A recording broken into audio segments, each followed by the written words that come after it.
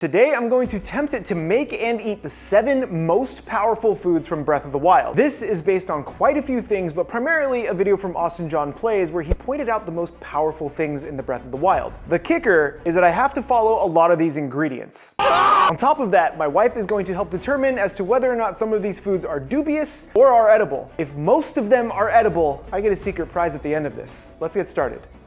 The entire menu that I have made actually tries to use individual items from each of the recipes. So for this first one, I'm going to be making the Mighty Attack Porgy. In my cup, I have a bag of milk thistle tea, along with some hot water to steep it. Each of the fish we're using will be slightly different, so this way you not only have some variety, but also so I can use different fish. I've legitimately not tested any of these recipes, and judging by most of the Breath of the Wild things we've seen on YouTube, this could either go very well or very poorly. I had a really hard time thinking of how I was going to actually develop this menu. Using things like banana and milk thistle with fish is not something I think I would have tried before, and that's actually why I'm really excited to try it. I'm slicing up about half of this banana, the other half I'm gonna eat. I'm just being real with you guys. I'm also only going to be using a wok and or the paella pan that I have, just so I can kind of keep it like Link did. My tea has been steeping for about 3 minutes. This is going to go straight into my wok, and with this tea, we're gonna be using quite a bit of sugar to help glaze the bananas. I'm gonna put in 1, 2, 3 giant tablespoons worth of granulated sugar. I'm gonna boil this until it becomes nice and syrupy.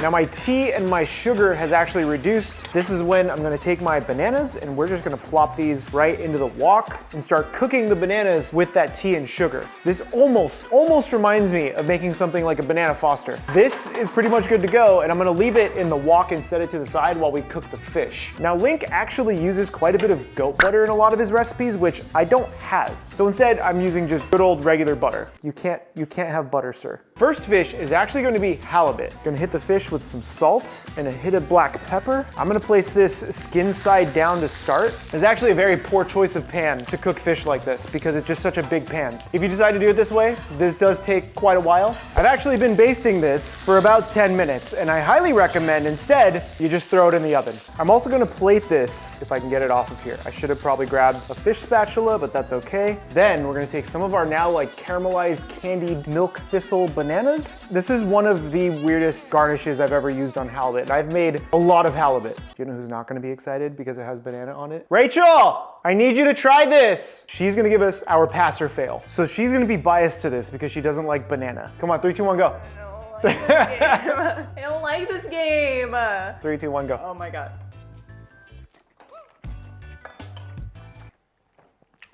That's really good.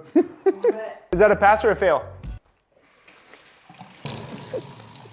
Now, for the Mighty Defense one. And for this one, I picked Rockfish because it's rockfish, rocks with the defense. You get where I'm going with this? Now this dish actually does require something very specific, and that was hops. In this case, in Breath of the Wild, it's actually Amaranth? What is it, Amaranth? It does look like hops. We had a decision to make. We couldn't find hops, but we did find really hoppy beer. So we're gonna soak this fish in hoppy beer. I don't know what's going on today. Now I have had beer battered cod before, and it's fantastic. But Link doesn't deep fry this, so we're just gonna let this soak for 10 minutes or so. It's a weird day in the chef household. The second component of this dish is actually gonna be some mushrooms. These are what oyster mushrooms look like. If anything, this will be delicious. Fish, I don't know how I feel about that. I did eat that entire plate of halibut though, and now my stomach hurts. I'm gonna saute these up until they're nice and crispy. These mushrooms have been cooking for about 3 or 4 minutes. I'm gonna finish it with a good amount of salt because mushrooms can absolutely take salt, some cracked black pepper. And these, my friends, are ready to go. Now, it is the very strange rockfish time. All right, here we go. Beer-soaked rockfish. Now we can do some salt. Oh, you can immediately smell the hops. It literally smells like metal. That's what hops smell like to me. I'm gonna take some of this beer because it's just so much in here. I'm gonna place this right on top of the fish. You know, we're gonna steam it with the beer. Do one of these. Steam this bad boy. I'll let this go for 4 or 5 minutes until it's steamed with beer. This has been steaming for just a few minutes. This rockfish is ready to go. It smells quite a lot like beer. And now we need the judge. Rachel, come eat. This one doesn't have bananas. So you can try the mushrooms first to appease your palate. You'll love these. I'm so scared. Eat a mushroom. Okay. Right? Mushrooms are good. Yeah. Okay, now let's go for some fish. Are you just gonna eat all the mushrooms? Cheers. That is very hoppy. Definitely tastes like beer. Is it dubious? It's, yeah. We are 2 dubious foods in. If this one's dubious, I'm gonna leave. I quit. This is gonna be beautiful. Flat iron steak. Look at this thing. But the key ingredient are these Endura carrots. These give you an extra stamina wheel in game. They're meant for endurance. I hope this is gonna be good. I'm basically just gonna split these in half. We're gonna keep this very, very simple. That's it. That's all we're doing to those. A little bit of salt right onto those. Then season that steak. I am taking liberties on the salt and black pepper. It does exist in game. I'm gonna do this kind of in 2 stages, so I only have to use 1 pan. I'm gonna place my carrots right into here. I'm gonna add just a bit of water to this, get them steaming. We're gonna let this steam with a lid for a couple of minutes. I thought today was gonna be like just a chill day, you know? It's been a few minutes on my carrots. I'm just gonna take these out because this actually looks pretty soft, which is good, which is what I actually wanted. Just gonna wipe this out. Look at how much purple is left. We don't want that on the steak. Take my steak, we're going straight in. No additional fat. Now flat irons cook relatively quickly. This shouldn't need more than maybe 8 to 10 minutes at most to get a nice like medium, maybe medium rare. After a few minutes, I'm gonna give the steak a flip.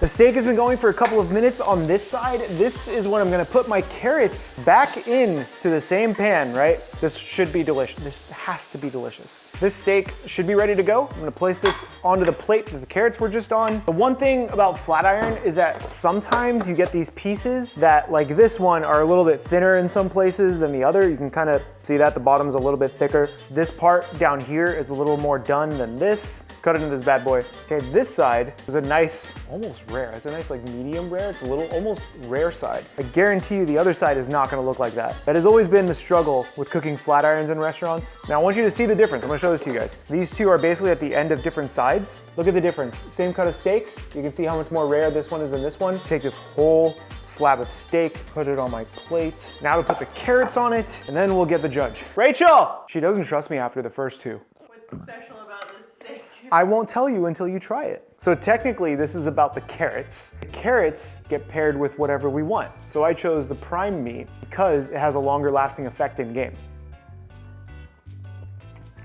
A good purple carrot. A good carrot. So are the carrots dubious or not dubious?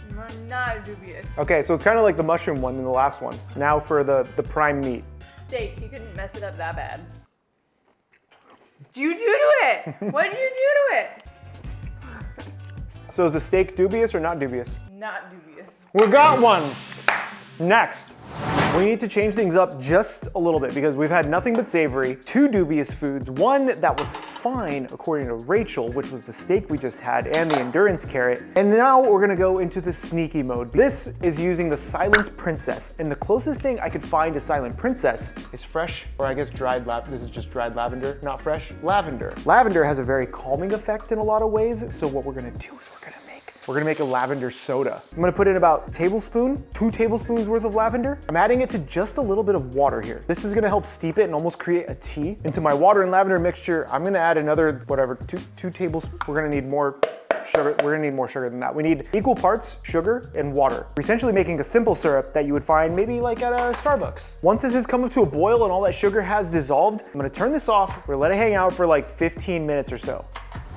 So my lavender simple syrup has sat for about 15 minutes. It does take a long time to do all this today, but it's gonna be worth it. There's no way we're gonna have all dubious food today. We're 2 in 1. We're 1 in 2. Technically. I'm gonna strain out all of my lavender from the syrup. You don't want the actual lavender in there. It's pretty inedible. You don't want to chew on it. It's not very good. I'm just gonna take a few large spoonfuls of this. This would be really, really nice just on the couch, hanging out, playing some Zelda. I'm gonna fill maybe like halfway so I can actually get some ice in there. And then I'm gonna adjust with more syrup if we need to. Rachel, I have the next one ready. Come try. No. Come on. Did you try it already? Yeah, you did. Tastes like soap. Damn it. Well, I gotta redo. Oh, okay, it's full, it's full, it's full. Maybe that'll help. So is it dubious or not dubious? Not dubious, but it's like... That's all I needed, leave.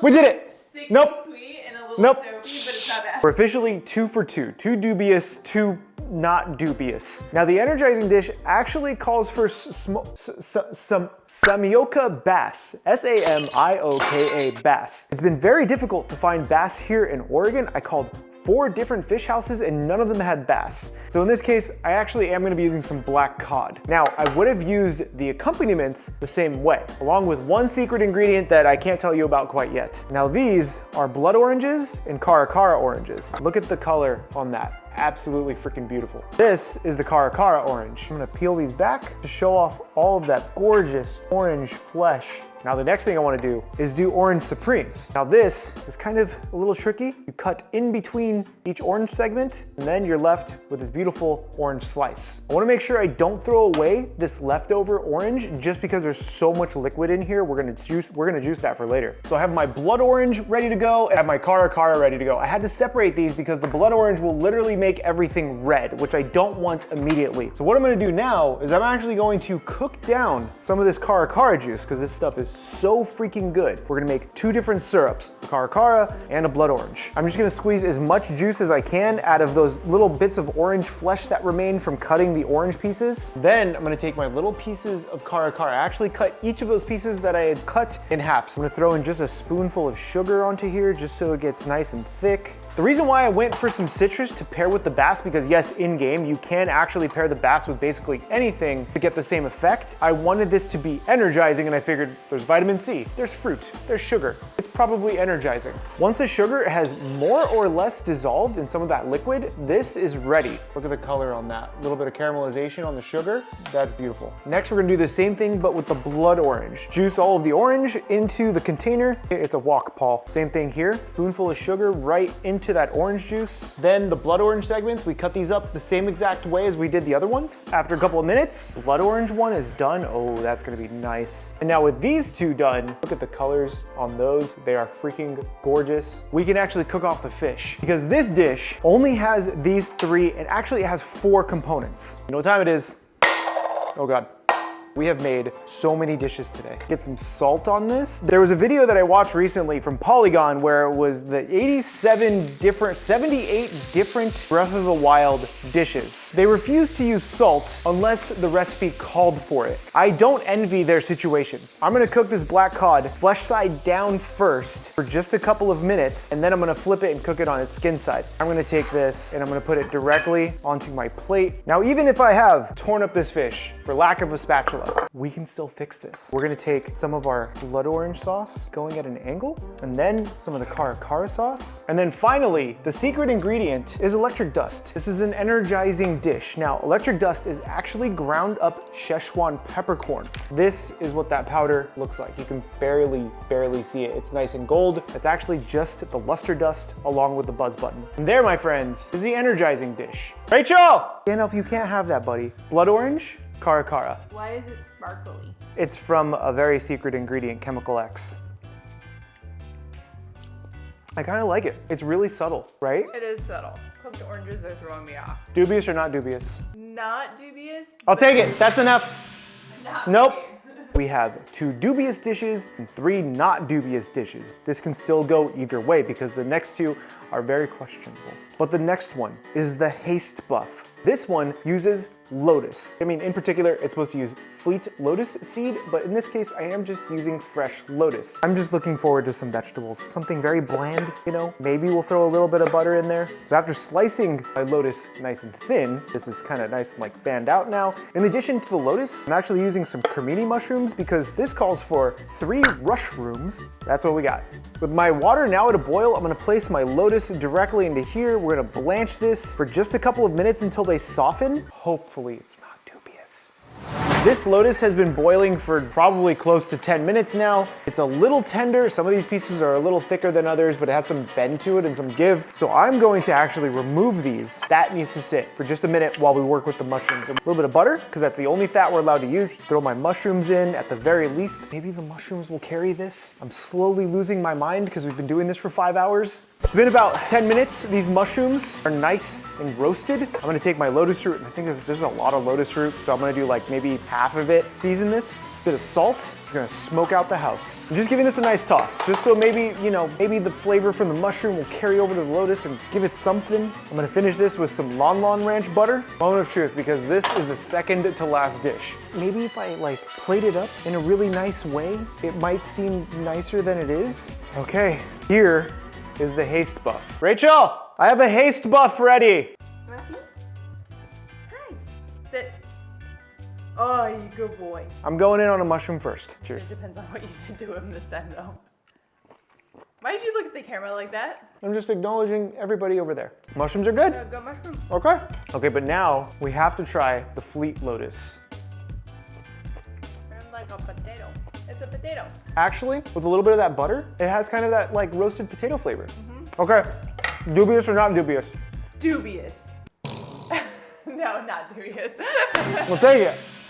This is the last dish, and according to the game, if you eat one of these, it will replenish all of your hearts and give you an additional 5 hearts. Now, you can stack these to where if you eat all 5 of them at one time, you'll get an additional like 25 hearts. This is the big hearty radish. Just a big hearty radish that I roasted. Rachel, come eat. No, you go first. Cheers. It's good, but I also don't know if I like it. Dubious or not dubious? Not dubious. That is a win for us. That means I get my very own Triforce tattoo. If you want to pick up your very own copy of my Annie Bites cookbook, check out the links down below where you can pre-order it until the end of the month. My name is Chef PK, and remember, keep playing with your food.